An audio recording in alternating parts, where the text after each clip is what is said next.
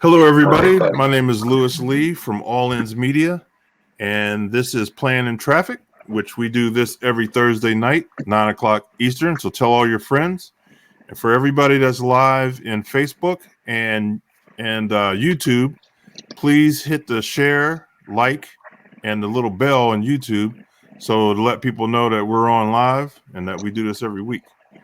And we have special guests here, the Bone Shaker Jet Truck. Go ahead, Rick. Hey, I'm Rick Kopp, and I'm the driver of Bone Shaker Jet Truck.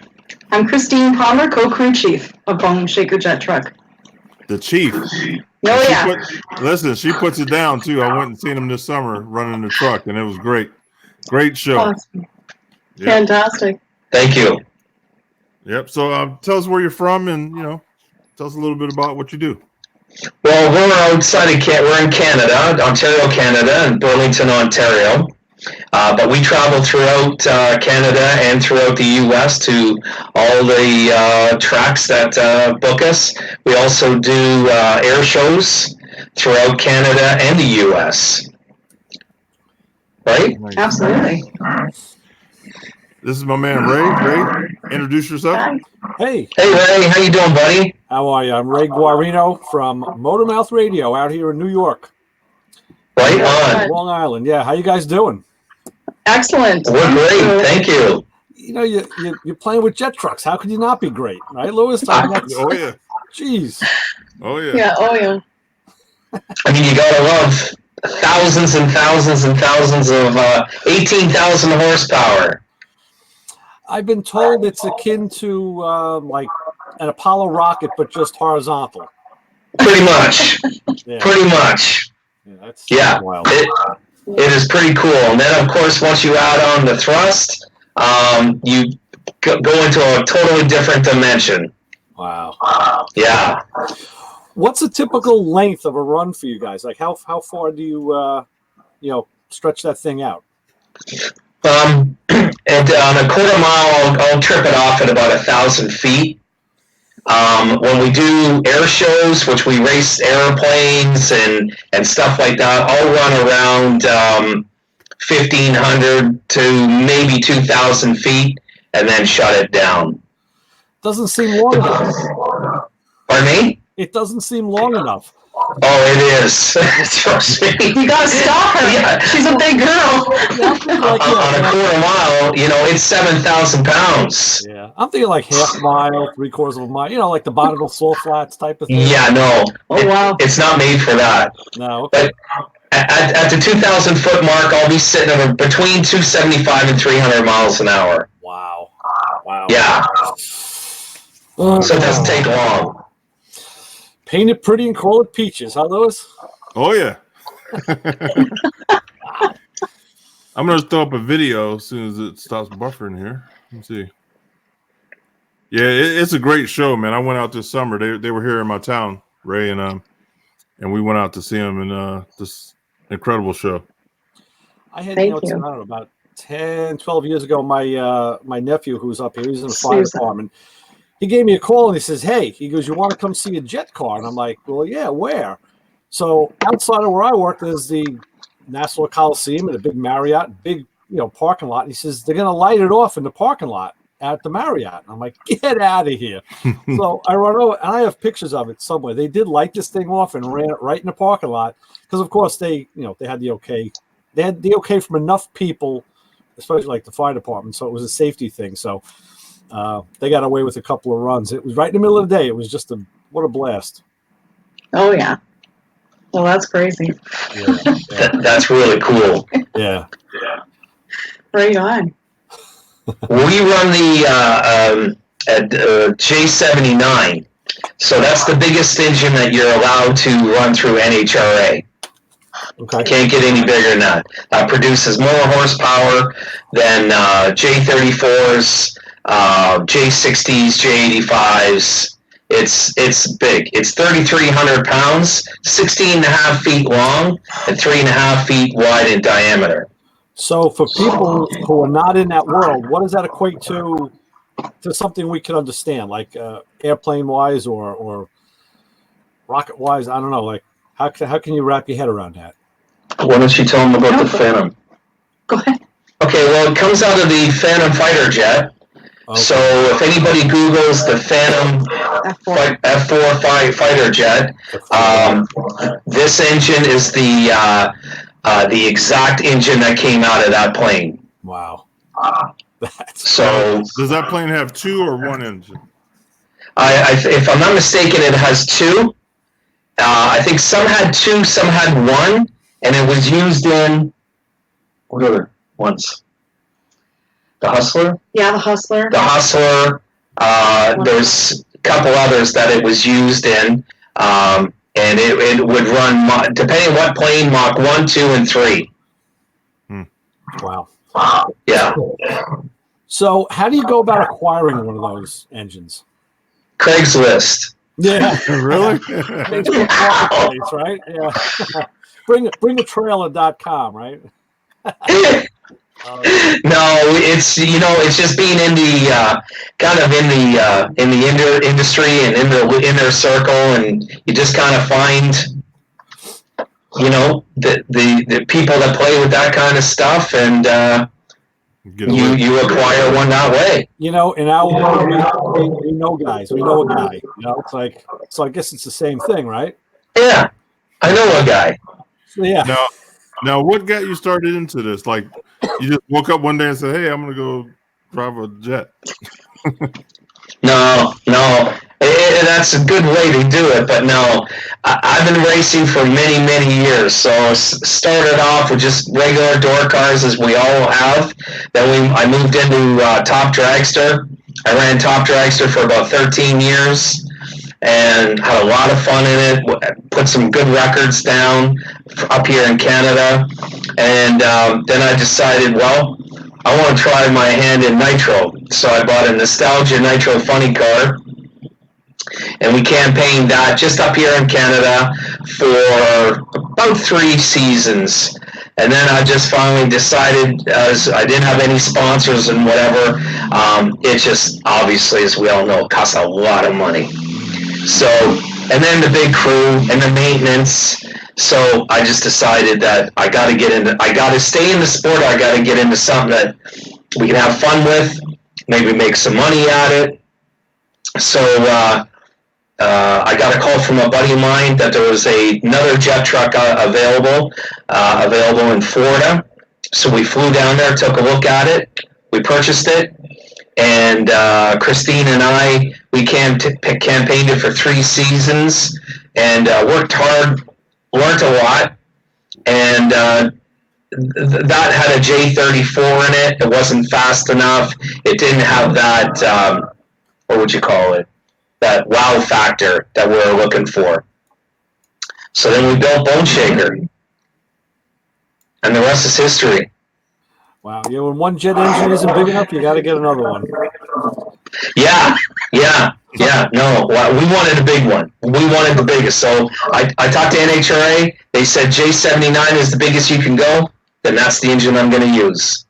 Wow. You went right big right off the bat, huh? Well, yeah. So at what point do they decommission those engines? Do they go by hours or what's their parameter for saying, okay, this can be for sale privately?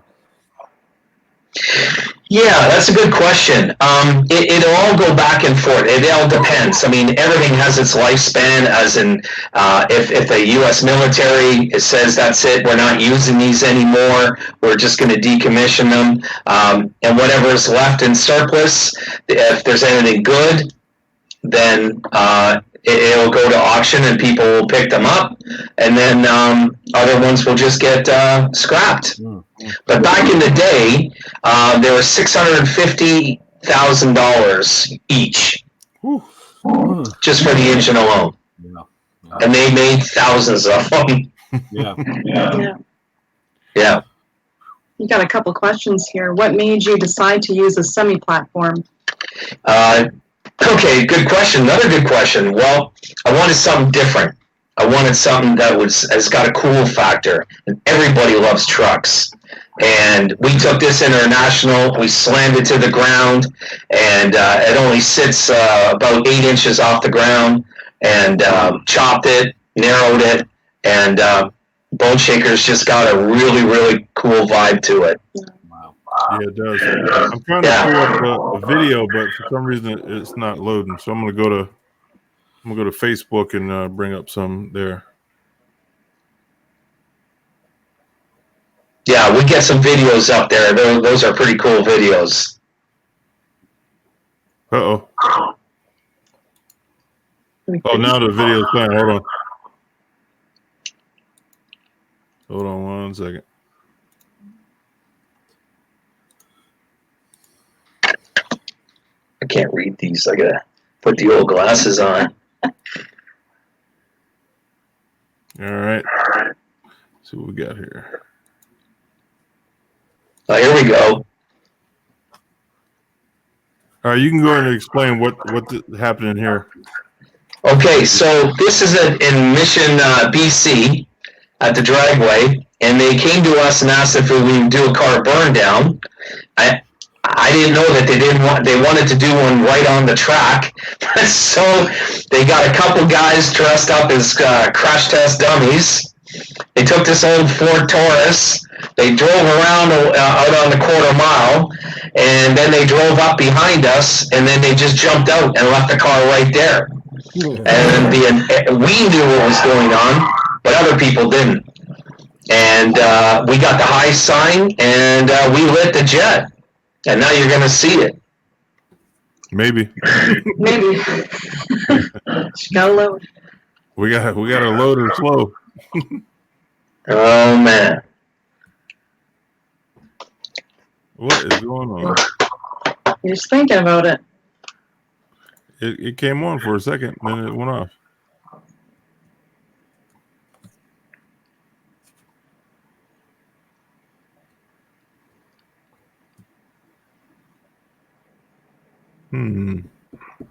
Sorry, people.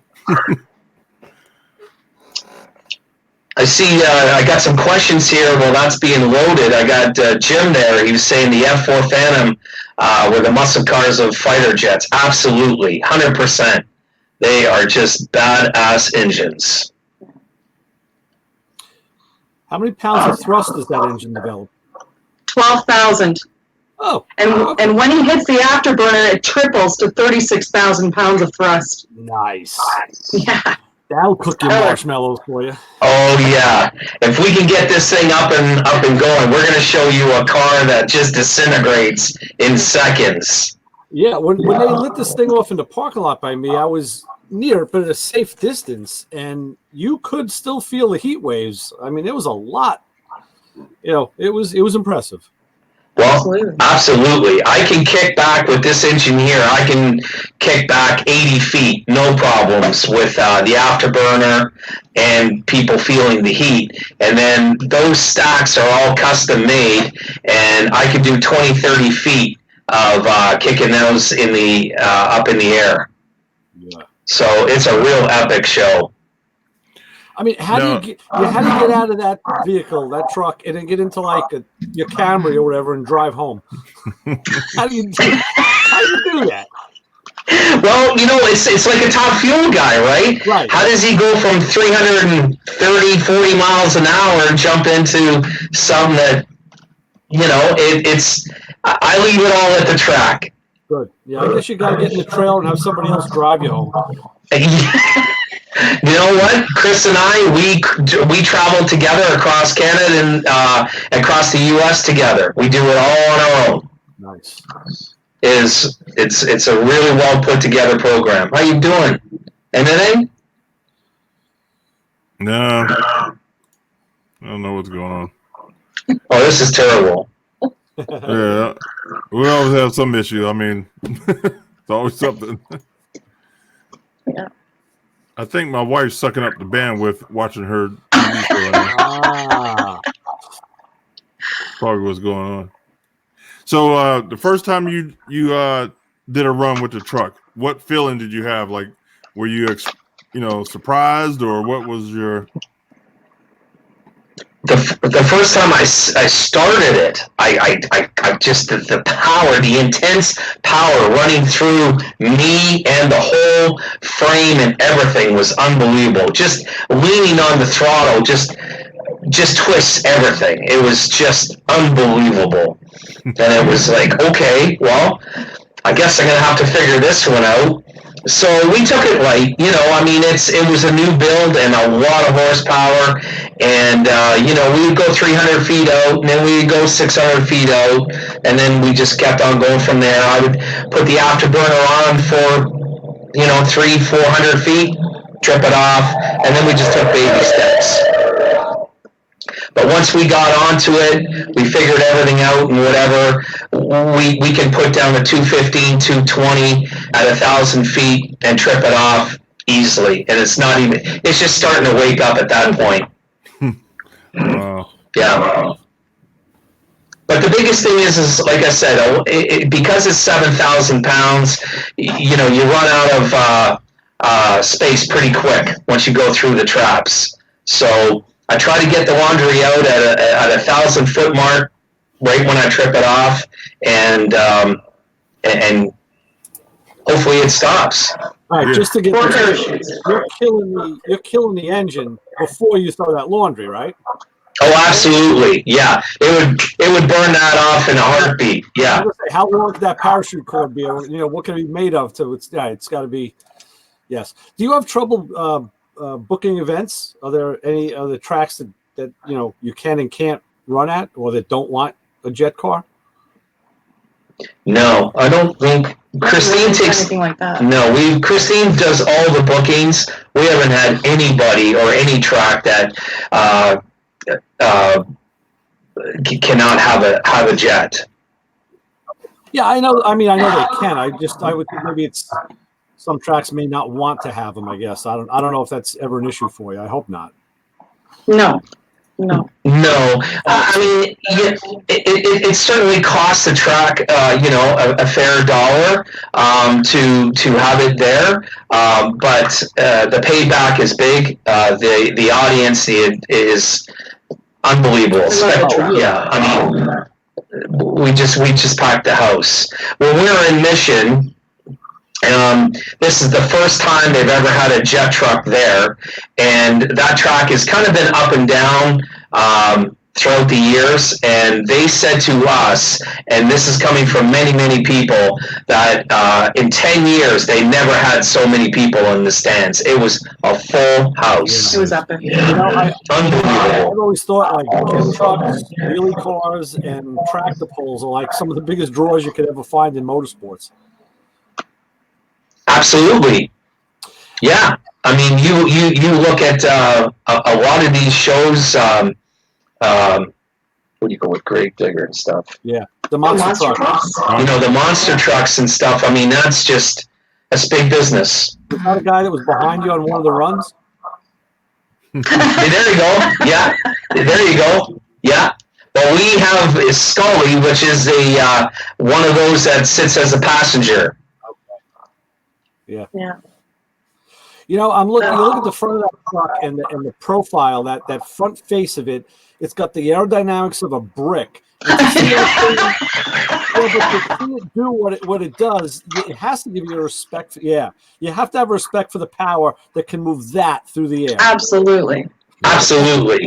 There is zero aerodynamics to it at all. Now that whole front, there's nothing in there underneath there. That's all runs right through the doghouse, all the way through to feed the jet for air.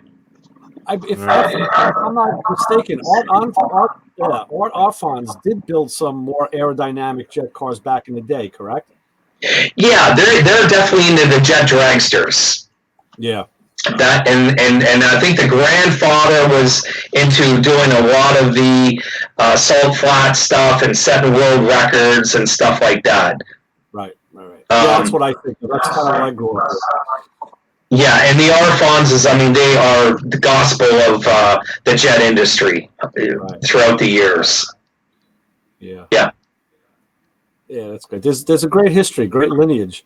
Do you guys ever get together at any events? Do you have jet drag or jet driver events where you can get together and meet other people who do this?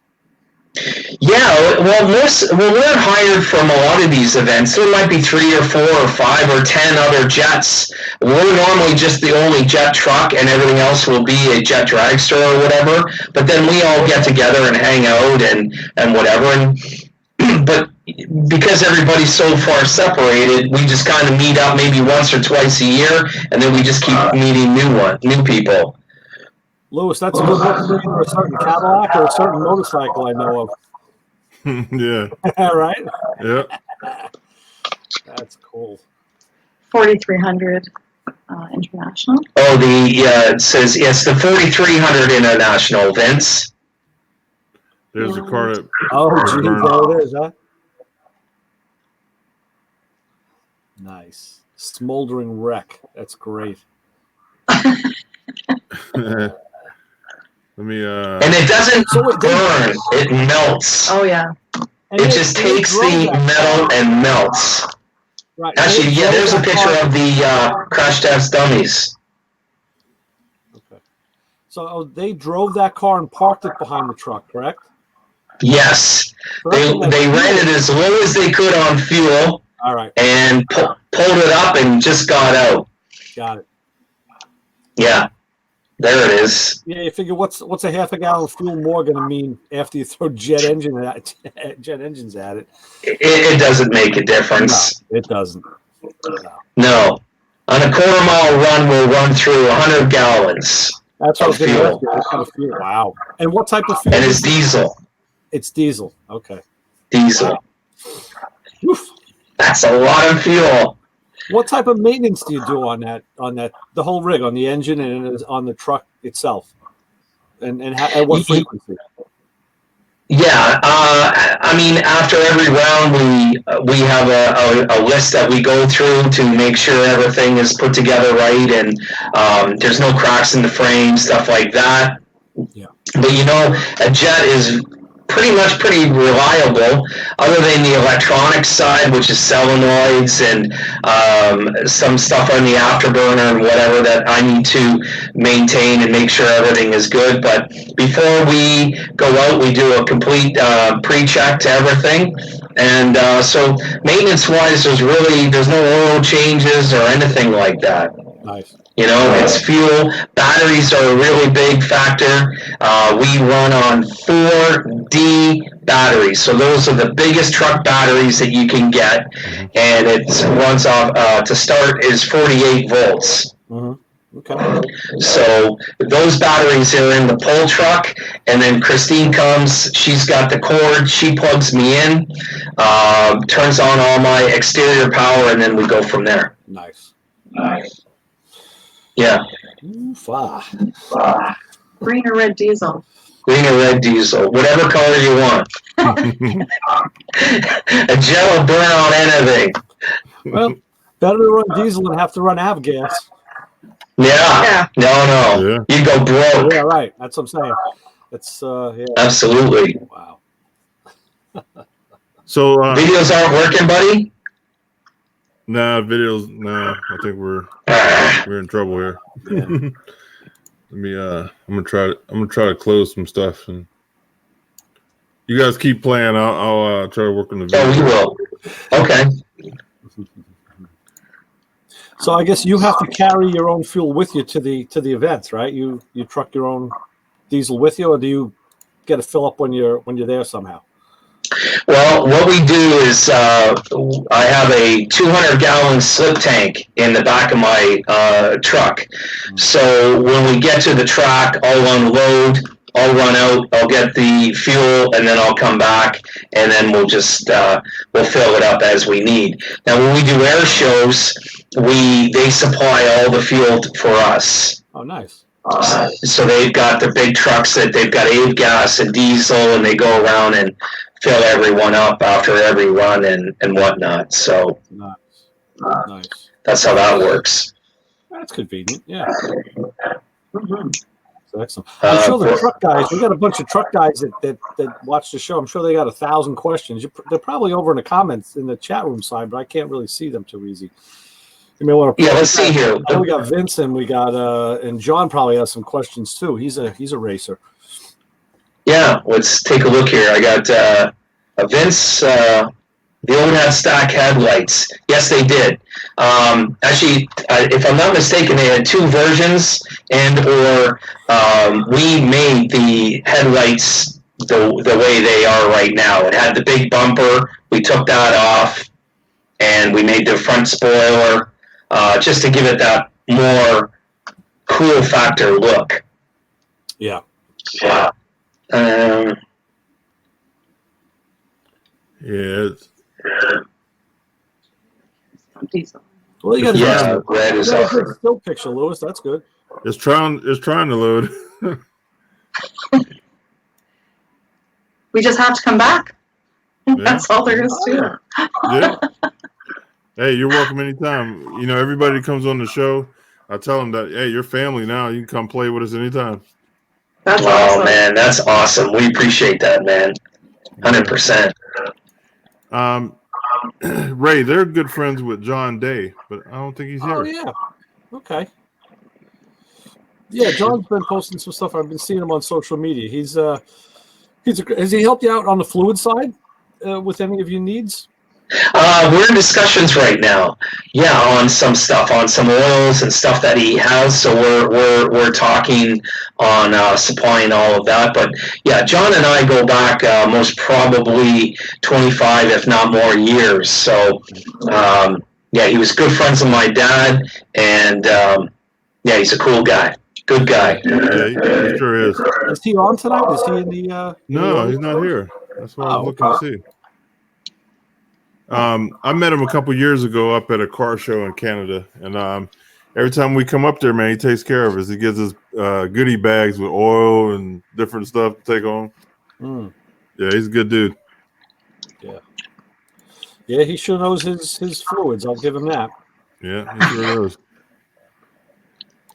Hey, Brian, you're asking because of the speed, what tires do we run? We run Mickey Thompson, and yeah, that's all we need to. We're required to run. So just Mickey Thompson's and not the ET Street, the drag tires only. They're not on power. Yeah. How often do you change? And they're not under power, so they're strictly thrust, so they'll last for every 2 years. We'll put new tires on. Okay. Far cry from what it used to be. Yeah. Every couple rounds. Yeah. What about certification on the chassis? Is there what kind of restrictions or build rules are there for the chassis? Yeah, I can see that right there. Yeah. So, John, yeah, that's we have to go through everything that through NHRA, from licensing to chassis certs. Every 2 years, it gets recertified, and they're very stringent on what the requirements are. Yeah. And it's not an easy job to get a jet license. It took us a week. We're out in ATCO, and you have to make 12 passes in the jet. So it's a lot of work. Yeah. Well, 12 passes is expensive too. You know, for the fuel and everything. It's that's not cheap. No. But so if one was to want to get into this, like, where do you find a jet chassis builder? Like, because race car chassis builders you can find all over the place. How do you find someone to build you a jet chassis? Well, that's a good question. We built ours on our own. So, we just took out our prints and what we decided what to do, and we built our own. But there is chassis builders that do make jet cars, and yeah, they'll hook you up. Yeah. Right. If you can find them, yeah. I'm familiar with the race car stuff, but like, yeah, how do you go find? I guess you just got to ask questions, and someone will point you in the right direction. But right. What's a typical build time window if you want to have a chassis built? What's how long do these guys take? For us, yeah, everybody's different. But for us, we built that whole truck within 6 months. Wow. And I knew you go, what? I said, yeah. We had 3 guys, 7 days a week. for 6 months, and we had to because we wanted to come out with something new that following season. So we ended our season short the 1 year, and then we just got to it, and away we went, and we just didn't stop. So 6 months we did it, and to build a dragster chassis for a jet car, it wouldn't take very long. Again, 6 months. I mean, obviously, it depends what the guy's if he's got other builds going, but if not, 6 months to a year. Yeah. Now, when you build one, is it a lot of regulations and specs that you have to follow? Yeah. Yeah, there's a lot of regulations and specs, absolutely. There's special timers and shutdowns inside the truck that I have. Just if for any reason something happens, I pass out, I hit the wall. One thing about a jet, unless it runs out of fuel, it'll just keep on going. So, I mean, it'll just go to the back 40, and the next thing you know, it's in Florida. I mean, it'll just keep on going. So we have, I have an automatic shutdown in my unit. So I'll put it in for, say, an 8-second pass. And then in that 8 seconds, it'll automatically shut everything down for fuel-wise. So the engine will just shut off unless I do it manually. That answers the question. How do you shut that engine off? Do you kill the fuel or do you kill the ignition first? Kill the fuel.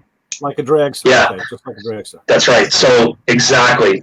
It's almost identical to a nitro car. Start it for fuel. Right. So once I pull the throttle back, it automatically shuts off the solenoids to come out of the tank into any of the pumps, and it shuts off instantly. Right. Yeah. There's no lag time. Okay. So to go back to the body, is that paint or a wrap that you're running on the body? That is a full wrap. Yeah. That is a full wrap. And pardon? That's beautiful. And it makes so much sense because you can change it whenever you want. It's great. Yeah, absolutely. Christine was in charge of all the graphics and laying it all out and coming up with that really cool vibe, and that's what we wanted. So that's what we did. We've got the trailer all wrapped the same as the truck. So when it's sitting at a track, we've got blue and green LED lights that go all the way across the top, all the way across the bottom, and I just switch it over and turn on the switch, and then the whole thing has got a backlit, and it's really, really cool. Great job, Christine. Yeah. Ray, they put on more than just a show, man. Like they got a nice tent and tables set up for their autograph signing and T-shirt sales and all that. It's a full-blown setup, man. It's really nice. Yeah. Thank you. Yep. Thank you. Yeah, we appreciate that. Yeah, and you can see the difference, like from the other jet cars. They're just there. They just show up and run. Wow. But, they're putting together a show. The Bone Shakers, it's a production. Nice. Yep. That's right. We give hero cards, of course, to everyone, and all the kids get free tattoos, Bone Shaker tattoos. So we make sure all the kids are well looked after. Pictures, whatever it is. I mean, without them, we wouldn't be here. So the spectators are the most important thing. All right. So the kids, do you or Christine have Bone Shaker tattoos? She wears them. She doesn't have a real one yet, but we're working on it. I'll hook you up. Yeah, right. There we go. Right on. That's cool. So where's your Diane Webb? Where's your next big run?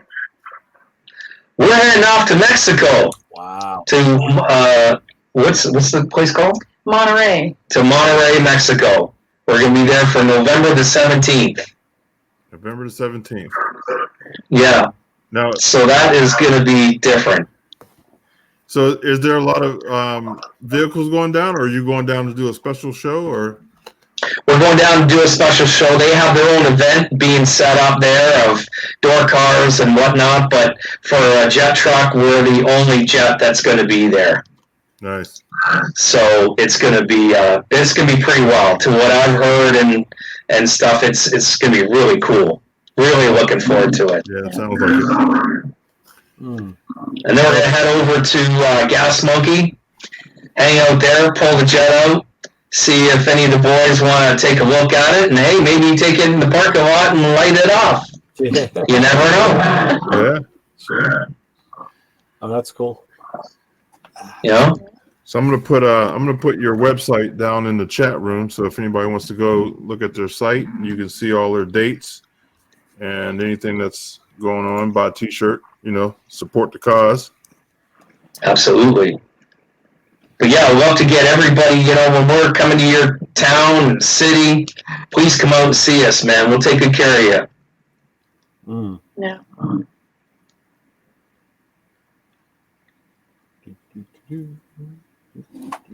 Hey Jim, Yeah, anything my happened friend. over on Facebook? Jim handles our Facebook questions. Where am I at here? Should be something, right? Oh, there was an unanswered question, but it was answered already. How much fuel do you use in a typical show? And it was 100 gallons. Yeah. Is the body fiberglass? That's 100 gallons a pass. Right. That's correct, yeah. I just saw here is the body fiberglass. Yeah, the flip front end is fiberglass. Excuse me. And the cab itself is steel. Yeah.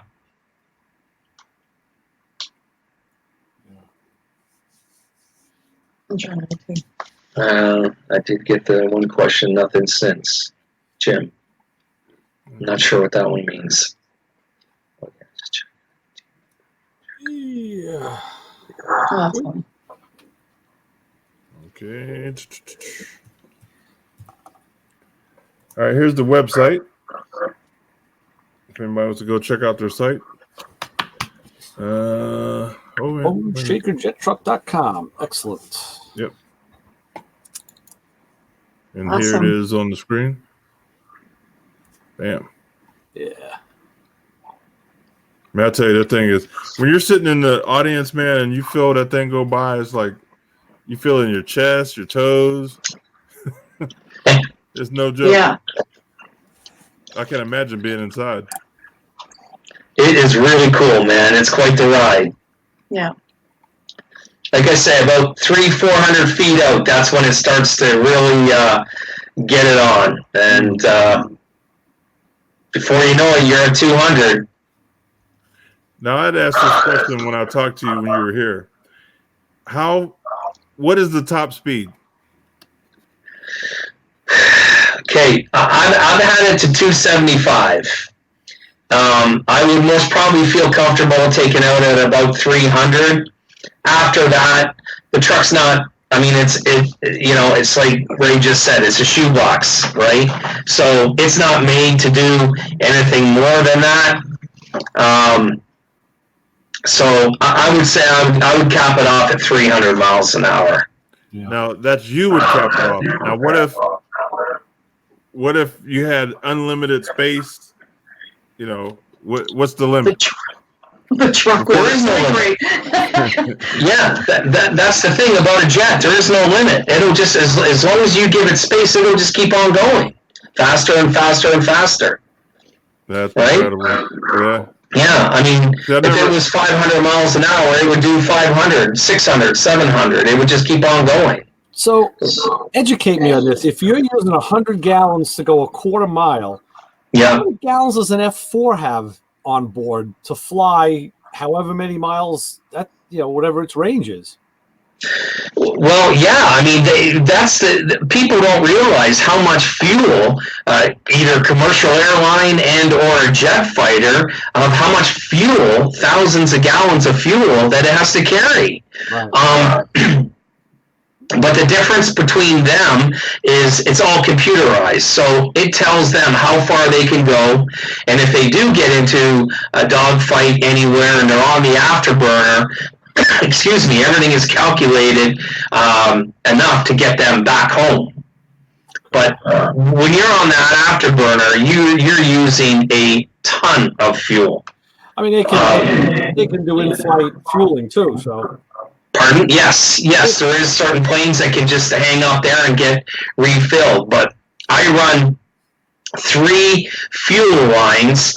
Two are straight fuel, which will be 2.5 inches, and then my afterburner is a 3.5-inch line.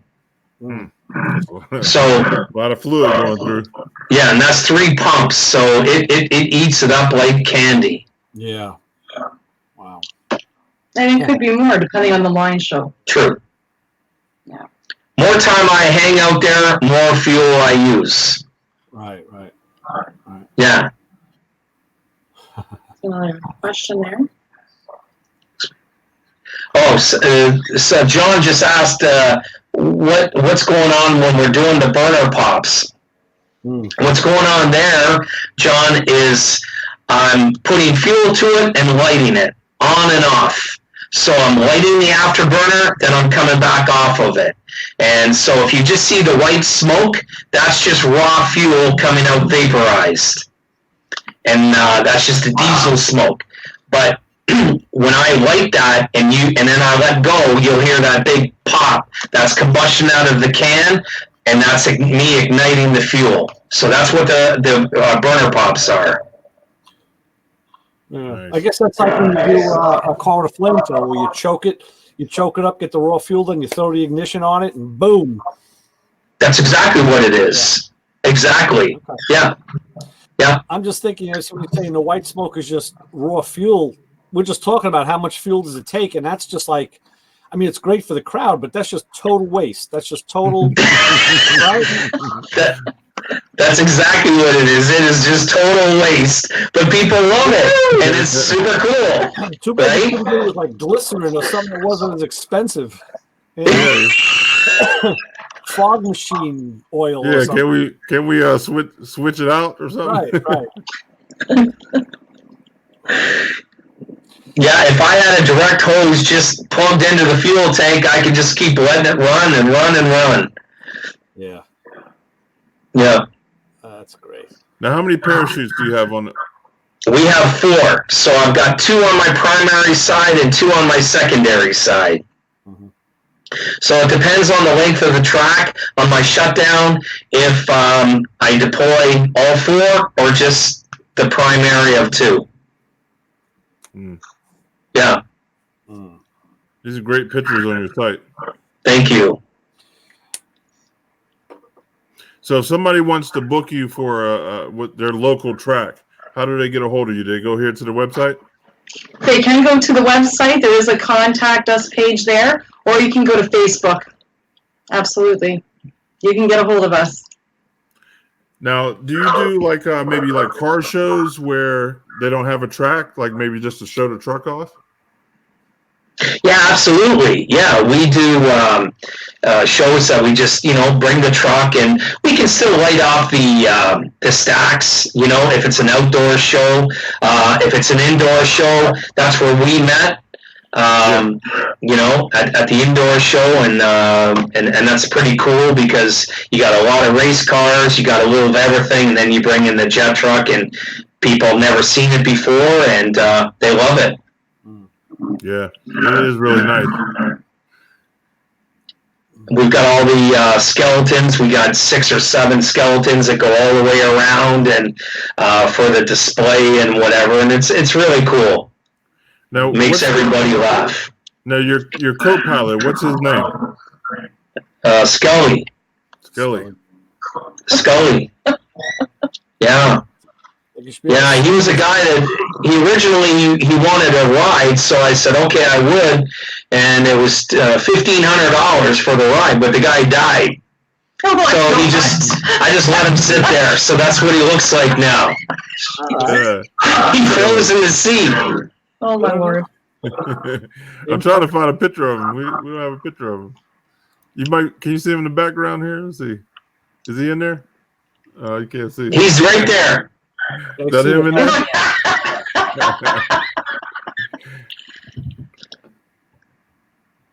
You might be able to see him. He doesn't say much anymore.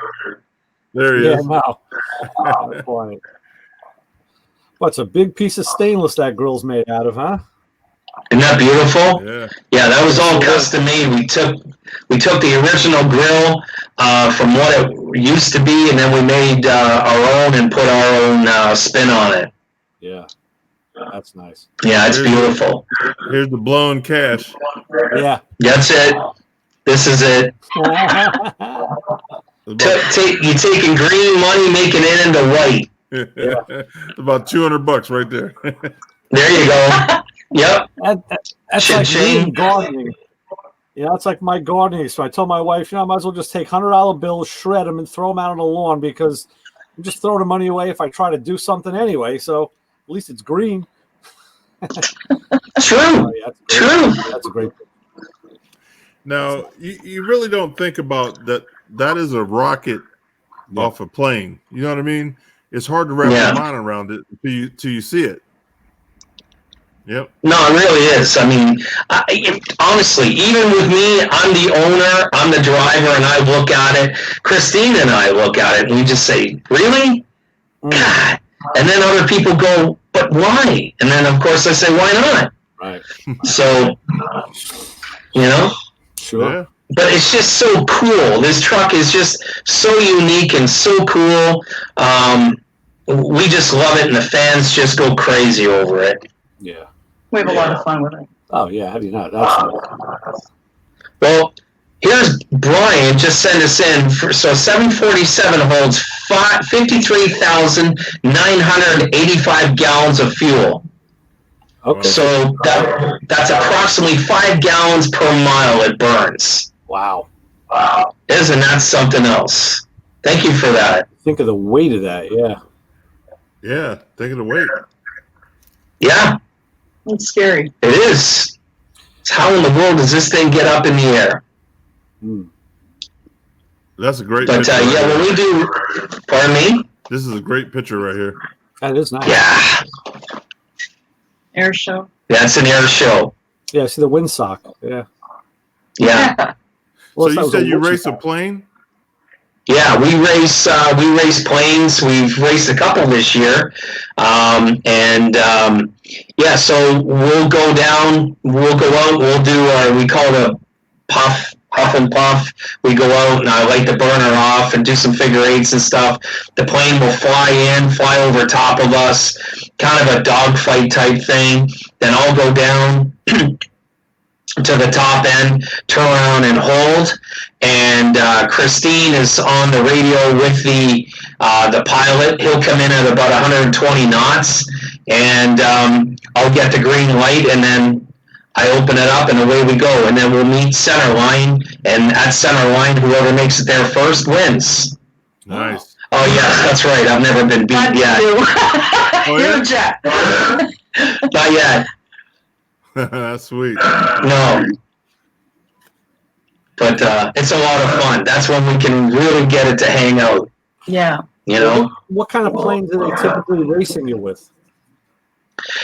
Typically, they're the stunt planes. We ran one or two of the Red Bull planes and whatever. So, they're running around 300 horsepower or whatever, but they're still fast. I mean, they can run 200, 250 miles an hour pretty easy. And they're quick, They're moving. And they're moving. I'm sitting duck. Right. So until I get the okay, and then I got to take that 7,000 pounds and move it, so I got a lot of catching up to do, but it doesn't take long. Wow. Yeah. A rush. Now, it is. Now, when you were building the truck, did you go on YouTube and get the schematics on how to build it, or? No. I looked as hard as I could. I couldn't find anything. So one of my friends / chassis builder, we just laid it all out on what we're looking for. We went down, we picked up a dummy engine, half of it, other than the Afterburner. We brought up the front end, and we brought it, and we just started to fit everything around it how we wanted it. I had a vision of what I wanted to look like, and then we just started building it from there. Cool. Yeah. I guess that's a grab handle on the nose to tilt the nose forward. Yeah, we've got a flip front end on it, so we can do any service or maintenance up front that we need to. That whole front end runs the whole stack program. So I've got all my tanks and everything built in up front. So anything that I need to do, we just full flip front end, just like a transport truck. And I'm sure you don't dial up Jegs or Summit for wheels like that. Some nice custom chrome wheels.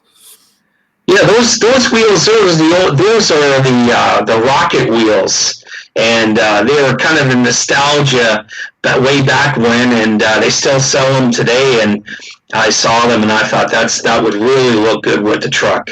Yeah, that's apropos. Rocket. Yeah. So tell us what we're looking at. Right now? Yeah. You're looking at my backyard, and we're doing a bone shaker party, and we let that off a half a dozen times throughout the evening, and now that's the Afterburner. So what you see there is where all the fuel goes in, and then when it ignites, that's what you're seeing right there. Yeah. Wow. And all that screening controls all the heat so it doesn't go through. That's Christine and one of our helpers up here packing one of the chutes. Now, do you have 2 chutes in each canister, or? Yes. Yeah. Primary 2, secondary 2. Okay. Yeah. Some more blown cash. There you go. Here we go. Yeah. Yeah. Yeah, I tell you, man, it's a good show. If anybody has a chance to go, man, you should go. Yep. Thank you. You can see there's a lot of hard work in and everything, and I like that. See when the whole cab is just torqued over. Yeah, I mean, and it doesn't take anything for, if you can see that there, that's right. Like I can go on and off the throttle and just take it up to 75%, come back to 50%, and just get the truck starting to rock. Love that, yeah. Back and forth. Yeah. But you don't want to lean on it too hard because, you're going to start breaking stuff. So I have no suspension up front, just at the rear. Okay. Yeah. That's a really cool piece. What's that question? Yes, that is titanium in the Afterburner core. Yes. Other than that, it would just melt.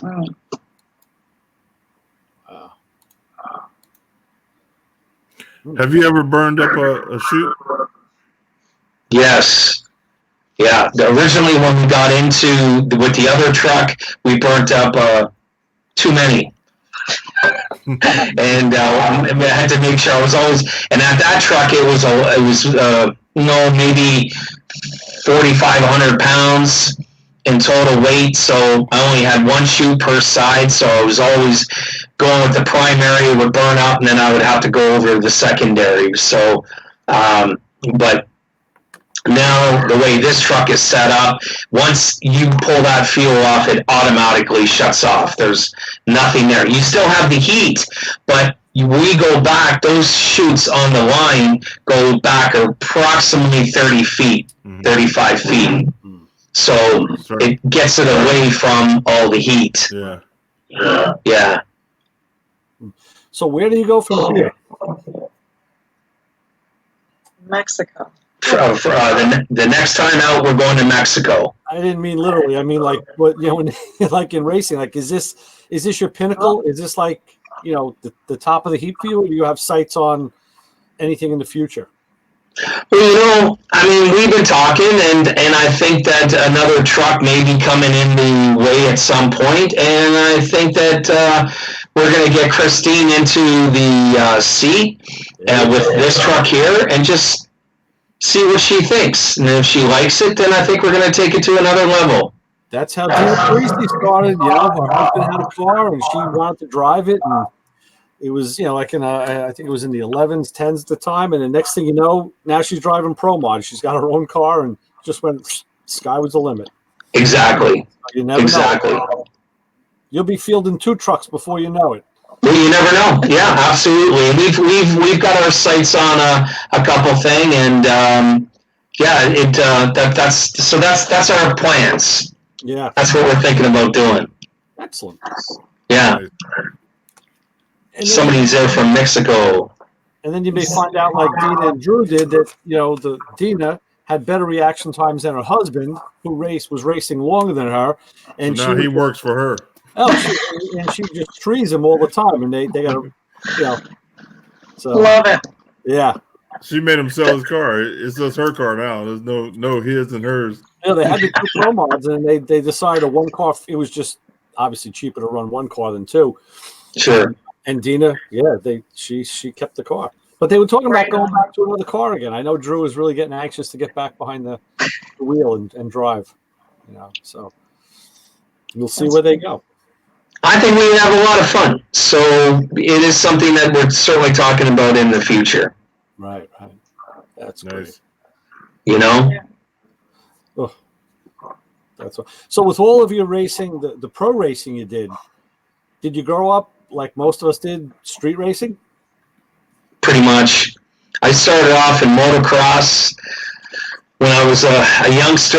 I wasn't really good at football and hockey and baseball and all that. I just didn't have it in me. But my dad was always a gearhead. And pretty much that's how it all started. He got me into motocross, my parents did, and I raced competitively for 8 years. And then, of course, you get your driver's license and the cars and whatever. And my dad was, we'll say, bracket racer, and that's when it all started. Right. And then I took it to where it is today. What age were you when you started motocrossing? Pardon me? What age were you when you started motocrossing? 10. Yeah, that's the way to do it. You got to do it young. Yeah. I like I said, I tried out for stuff. I didn't have it in me. I'm not just going to say I wasn't any good at it. I just didn't have it in me. But I always loved engines and stuff like that. And so kids would go to a summer camp, and I would go to a summer camp for motocross. Oh, okay. And I would stay there for 2 months out of the summer, and that's what I did. Right. Yeah. It was a lot of fun. But that's for the young ones now. I was going to say, what's in summer camp for motocross? Just like throwing you over moguls and making you, like, what kind of training do you go through in the summer camp? Well, they teach you on jumps and upshift and downshift and to the left and to the right and get the back end out. And, there's a lot of learning. They taught me a lot, but the biggest thing was the classroom wise, maybe half an hour a day. Other than that, you were on the bike and you were running. And they would just have one moto after another, and that's, of course, they would watch you and improve on what you were doing. So, and I guess it was taught by veteran racers or guys who maybe had retired or, were older in the sport, or who did the instructing? Yeah, exactly. Yeah, guys that retired and. They work for the a couple of the guys owned the camp itself, so they got paid because each kid came in. It cost money, and they just taught us how to ride better. Yeah. Mm-hmm. Oh, that's cool. Hey, I got a question. At the bottom of the screen, does anybody see "Ask the Question"? I see it. Yeah. All right, can you click on that? Does it bring up it says 4. Question? There's 4 questions. Okay. Right, we saw how much fuel to use in a typical show. We had that. Then how many women are actual co-crew chiefs in the business? And do you race other jet rigs like maybe Darren Bay? I have hired Darren for car shows. And can we ask about your business model? Expenses are obviously high. Shows only pay so much. How do you keep it going? So those are Good questions. Okay, the first one, do you race other jet rigs? No. Daring Bay. I don't know of a Daring Bay. I've hired, I don't know. Okay. But do you race other jet rigs? No. NHRA does not allow two jet trucks to go head to head. You can do it on some IHRA tracks, but we don't. We just run on our own solely. When you have two jet cars, for the size of their parachutes and the size of the cars that they are, they can stop easily. Everything is pretty much matched together. On a jet truck, there's too many variables. First off, your parachutes, because they're 30, 35 feet behind you, if the wind goes one way or the other, it's going to go right on over to the other side. Get tangled. Mm-hmm. And your stopping is not the same as a jet car, jet dragster. So we don't, we just run solo. Yeah, makes sense. Yep. Mm-hmm. And you know, a jet truck out there is perfect. I mean, one truck can do a great show. Oh yeah. Yeah. What's the next question? And what was the next question? Business model. Well, what about the crew? How many women are actual co-crew chiefs in the business? I don't know of any. I'm not sure. I don't know of any. Okay. I don't know of anybody that runs a jet program like we do. Just boyfriend, girlfriend, mm-hmm. and we do all the driving, traveling. There's other couples that do things together, but I don't know what the involvement is. What they would be doing. So. Right. And we do this full time. Also, This isn't just a part-time hobby. We do this full time. Mm-hmm. So we'll be out on the road. We're looking at being on the road for around 7 months for next year. So if not more. Right. Mm-hmm. And then Lee asked about the business model with expenses being high and shows only paying so much. How do you keep it going? I guess he's wondering about funding. How do you float that the business? What's the business model? Well, yeah, we get paid to do these events, to hire the jet truck. It's not cheap by any means. All that goes to the racetracks and air shows as well. So they've all got budgets, and you get paid to go out there just like anything else, and you can pay the bills and still make a living out of it. Good. So it is the same model. That's good. Because I guess maybe what Lee was thinking, a lot of cars, a lot of guys with cars, they're on a ragged edge of, they're dipping into their pocket sometimes, I guess, to run a program. And but I guess because you're so unique, that puts you in a different demand factor, so the price is a little higher. So that's you got to run a jet truck. That's what you got to do. Yeah, I think so. But we've been there. I mean, when I had the Nitro car and when I had the top dragster, I mean, for many years it was funded on our own and did our utmost best and had a good time with it. But, I wanted to continue on, and I wanted to build something that was really cool and that we could actually go out as a team and make a living and meet a lot of people and travel and do our thing. And that's exactly what we did. Right. Excellent. Yeah. Cool. Now, do you burn the tires off of that? Nope. There's zero power on the wheels, no transmission, nothing. It's straight thrust.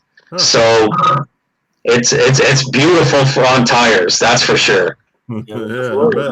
Like I say, not like it used to be. Yeah. That's a So you learn something new every day. I mean, this stuff here you don't think about, the ordinary person. Right. No, they don't. No transmissions here. That's cool. Yeah. Less to break. That's it. That's it. Yeah. It's part jet, part truck. Mm. Now, do you have to have it inspected or anything every so often, or? And when it has to get recertified every 2 years, it's got to be retagged. You got to do your physical every year. You've got to just do like any other pro driver. Mm-hmm. Everything has to be up to date. You use a 20 suit, so your belts, everything, have to send it in, get it re-registered. I've got an onboard fuel system, fire system, so that has to be up to date. So everything like a pro car. Yeah. Now, I was talking to Ron the Caps. Did you talk to him in Canada? When he was No. Well, he was telling me that he has to get his eyes checked every 6 months, all those guys, because their retinas start to pull away from G-force. Now, do you run into that? I don't run into that. No, they are in a different league than I am. Yeah. Yeah, that G-force is on. That hits like hard. It hits immediate. Yeah. Mine. I've got good sight all the way through. Yeah. Okay. Another good reason to run a jet car or truck. Yeah. Keep your body together. Easy on the body, right? Yeah. That's Yeah, they are really cool. That's for sure. Yeah, you talk about G-force. I was just watching a show on TV the other night. It was about one of the Russian space adventures. They picked up an American or two American female astronauts from the space station and brought them back. And they had a problem. They miscalculated it. And the capsule came down. It usually comes down a maximum of 3 Gs. This thing came down at 8. Oh my gosh. It landed, and they showed the film of it landing. It looked like a crash landing. Everybody survived. But it was amazing. The high level of physicality these astronauts are through. I think it was 4 women, 1 man. And of course, the Russian government at the time blamed it on the fact there were too many women. It was a predominantly woman capsule, so that had to be the problem. Of course, yeah. And then, of course, it came out later that there was a big fault and it was a mechanical issue. But the G-forces, I couldn't believe they survived that. Really, though? Wow. Oh man, that's unbelievable. Yeah. They hit ground. They didn't hit in the ocean. Well, it doesn't matter. You hit water, it's like hitting concrete. But they did hit the earth, and it was scary. Oh my gosh, I certainly wouldn't want to be in that. That's for sure. No way. A brick wall. Think about on a roller coaster when you drop. Can you imagine that? Yeah, right. It's like you said, how they survived. Oh my gosh. Yeah, and they did. Incredible. Unbelievable. Incredible is right. Yeah. Wow. Jeez. A couple more questions there, but I can't. Do you race other? No. No. I do. Siri asked. Yeah. If I push on that. Okay, now slide it down. So it's not... Lee said the afterburner pops are great to clear out all the cats and animals. Gotta send them home. Yeah, I hear dogs howl. Yeah, you would. That goes off. Oh yeah. You wouldn't want to be close to that. That's for sure. Yeah. Especially with their hearing. Well, hopefully some of these people or whatever will go on and on Facebook and see or YouTube and see some of these videos. Yeah. Because they're really cool. Go check them out. All right. Well, it's 10 after, and I got an early start in the morning. Yes, sir. So, hey, Rick, Chris, I really appreciate you guys coming on. We've been trying to get you on for 2 years? Wow. About that. Yeah, so I'm glad you guys were able to come on tonight, and we learned a lot. You know, this show here, we try to get people from all different walks of life and different hobbies and different, things like that. So, having you here is a whole new thing that, we haven't had on here yet. Awesome. You are the first. That's correct. Oh, right on. That's awesome. We really appreciate it very much. We've been looking forward to it.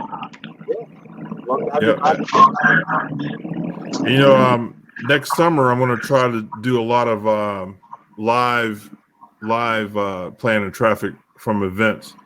So I'm working on some stuff doing that. So next year maybe we'll do something on the track. Cool. Oh, that'd be really cool. Yeah, that'd be a lot of fun. Yep. Right on. So everybody in the chat room, if you could share this with everybody on Facebook or YouTube, and subscribe, and check out our website, planandtraffic.com, and buy a t-shirt. I want to see somebody wearing a t-shirt. We'll get you on the screen. I know Jim bought one a couple weeks ago, and Vince. So check out the store, and just tell everybody what we do. And we're going to keep having great guests on. And that's about it. Other than that, appreciate everybody coming on. Appreciate it. We appreciate it. Thank you so much, guys. It's been a pleasure meeting you. You know what, Rick? Tell everybody how to get to your website and all that stuff, before you jump off. Go ahead, Chris. You can go to boneshakerjettruck.com for our website, and you can find us on Facebook at Bone Shaker Jet Truck. And most updated information will be on Facebook. Okay. And Ray probably will get in touch with you to be on his radio show, Motormouth Radio. Sweet. We love that. We really, really like that a lot. Was that a tiger or a lion I just heard? That was a motorcycle. That was a motorcycle. Guy in a Harley going by. Hey, tell him we're playing in traffic. He can't be running by the house. Yeah. I'll go after him right when we get off. All right. Yeah. So Ray has your contact information, and he'll get a hold of you, set up an appointment. Awesome. Yeah. Okay, everybody. I appreciate everybody, and thank you for coming to Plan in Traffic. And we will see you next week, 9:00 Eastern Time. PM. Cool. See you then. Thank you. Peace out, man. Take care, guys. Have a good Thank you. Bye-bye now. Bye.